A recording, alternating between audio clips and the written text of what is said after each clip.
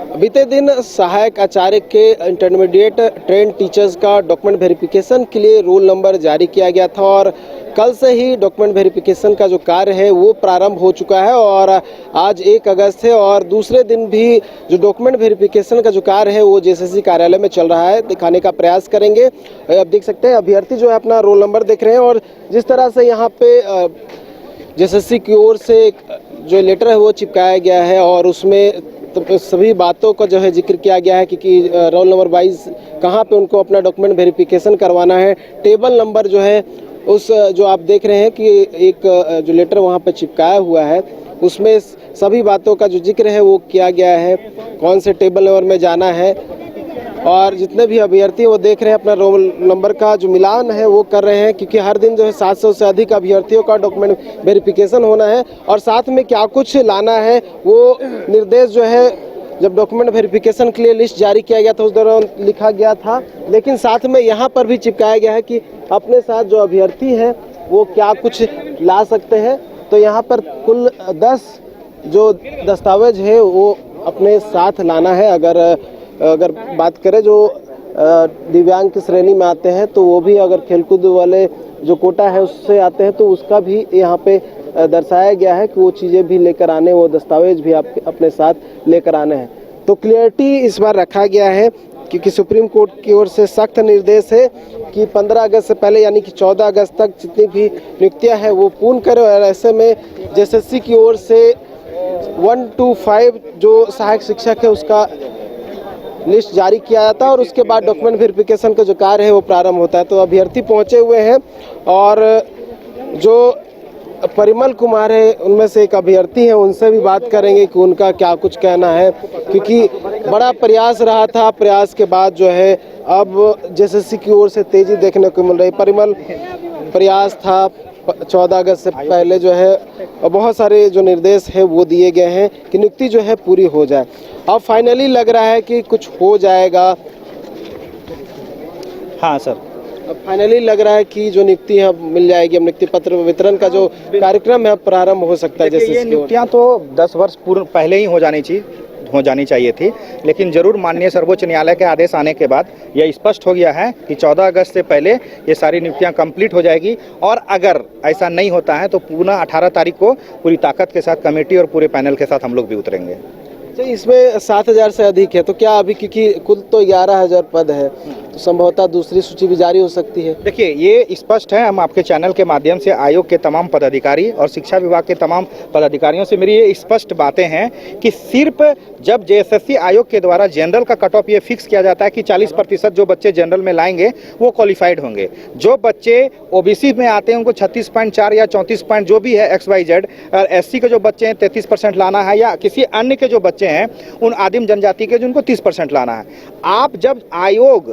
JSSC जब अपनी cut off सीमा निर्धारित कर देती है कि 40% अगर आप लाओगे तो आप क्वालिफाइड हो, ये आप कह रहे हैं या नहीं, तो 40% बच्चे लाए नहीं हैं, या ये आप जवाब दे दीजिए कि 40% भी बच्चा नहीं ला पाया है या नहीं। अगर 40% आया है तो किन परिस्थितियों में फिर सीट को खाली रखा गया। जो सीट 11,000 है तो 11,000 सीट आपको फुलफिल कब तक करना था, जब तक बच्चे 40%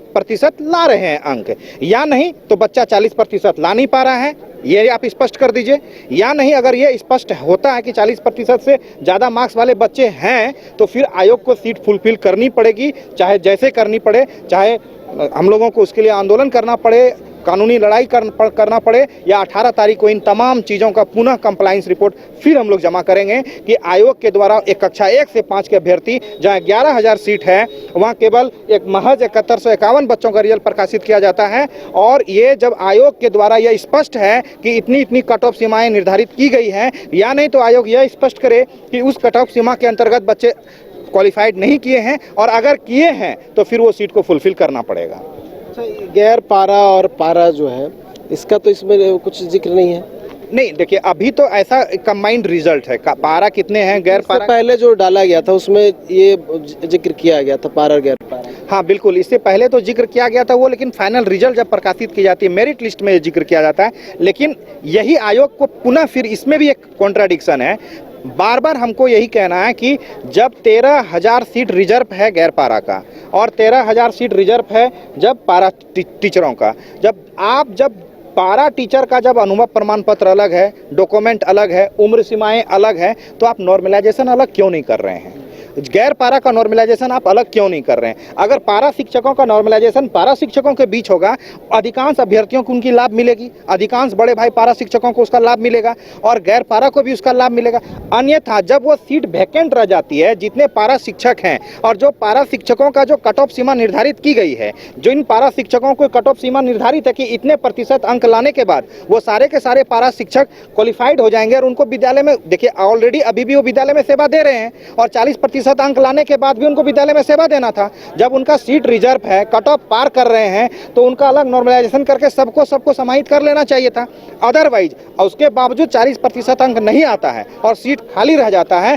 तो फिर आयोग को भी यह विचार करना पड़ेगा या अभ्यर्थियों को भी यह विचार करना पड़ेगा कि जो सीट खाली रह जाती है तो उसे भी कम से कम गैर पारा अभ्यर्थियों के साथ या पारा अभ्यर्थियों के साथ जैसे भी उसको कंबाइन करके भरा जाना चाहिए। 26,001 सीट पूर्ण करनी चाहिए। अच्छा, ये क्या लग रहा है, जो इससे पहले साइंस और मैथ का रिजल्ट तो आ चुका है, उसके बाद सोशल साइंस का है, उसके बाद जो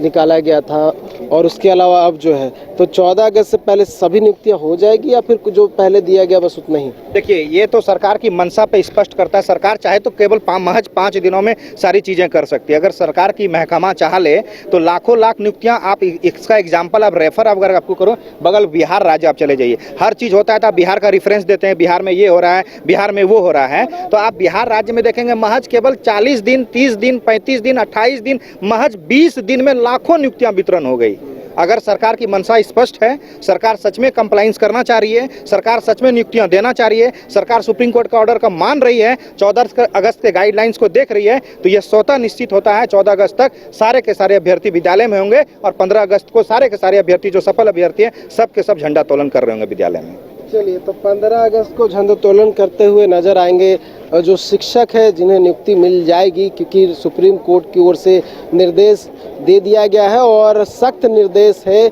और ऐसे में डॉक्यूमेंट वेरिफिकेशन जो कार्य है वो चल रहा है और ये भी अब मान के चल रहे हैं अभ्यर्थी की जल्द जो है नियुक्ति भी मिल जाएगी। न्यूज़ बाइस्कोप के लिए कैमरा पर्सन गौरव के साथ नीरज कुमार, रांची। घर रहने का मकान भर नहीं, ये खुशियों की तिजोरी है। दरवाजे पर दस्तक देता पड़ोस, खिड़कियों से उमड़ आता आसमां, तारों में उलझी ऐसी ना जाने कितनी दास्तां। कहती हैं चले डायमंड सिटी, एक सफर हम सफर के साथ अपने घर तक। Diamond city, life long bonding, 500 से ज्यादा खुशहाल डायमंड परिवार। जल्दी करें, सिर्फ 200 फ्लैट बाकी। आज ही बुक करें अपना आशियाना।